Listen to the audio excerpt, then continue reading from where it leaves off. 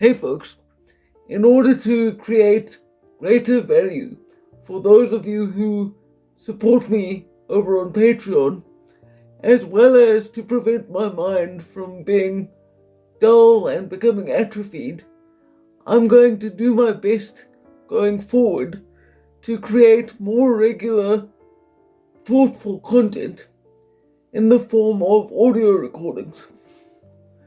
The reason I've decided to start doing audio only stuff is that if it's just audio, I don't have to spend as much mental energy trying to regulate muscular tension and appear physically normal on camera.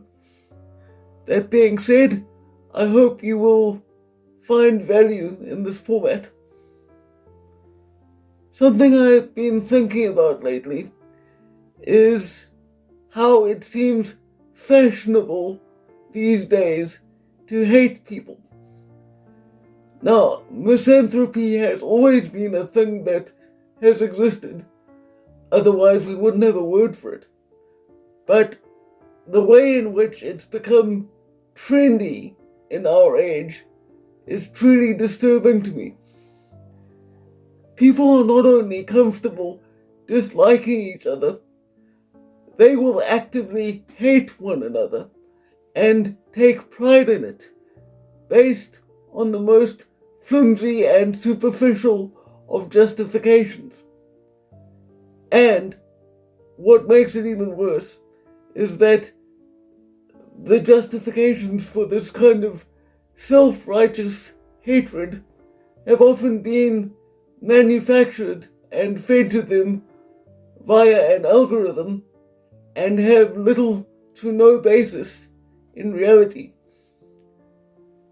Now, if you are familiar with my content, which, given how few people watch it, you probably are, then you may recall that growing up as I did in the 90s and early 2000s in South Africa with quadriplegic cerebral palsy, my social experience was very different to the average person's because I was educated in institutions specifically designed to cater for people with physical disabilities.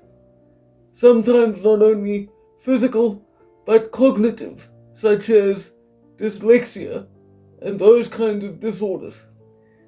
Anyway, my point is that in those schools, we were all equal in one fundamental sense. Everyone, no matter their race, class, religion, or creed, had something wrong with them. And what this did was that it fostered an unconscious sense of cooperation and camaraderie. Now, although I actually believe the siloed education model for people with disabilities to be unhealthy because it perpetuates this kind of segregated social structure from the rest of the world, I do believe that the camaraderie found in those places served me well, because it made me less likely to engage in casual misanthropy, and also less likely to write someone off based on their appearance or how they moved. Now, I get it. It's human nature to make assumptions about people. I know that better than most because oftentimes when strangers meet me, I can see the discomfort because they see the wheelchair, they see that my body moves awkwardly, and I can tell that they aren't quite sure how to react.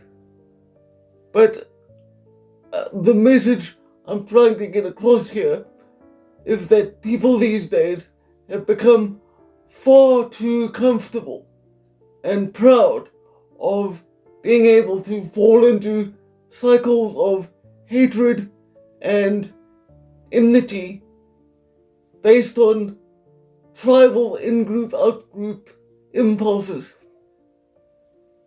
It's easy to hate someone because a person or an institution you like or respect told you to. But I guess the point I'm trying to make is that everyone on this earth is far more complicated than we might at first believe. And it is unwise to stake your personal identity in a hatred of someone who you've never interacted with or even talked to in any kind of meaningful way. So don't allow yourself to take the easy route and have other people do your thinking for you. Before you write someone off, stop and think about the complex nature of your own life and how you would feel if someone made a superficial judgment about who you are or what you believe without taking the time to understand why you think as you do. That's all I've got to say about that. Look after yourselves, and for now, farewell.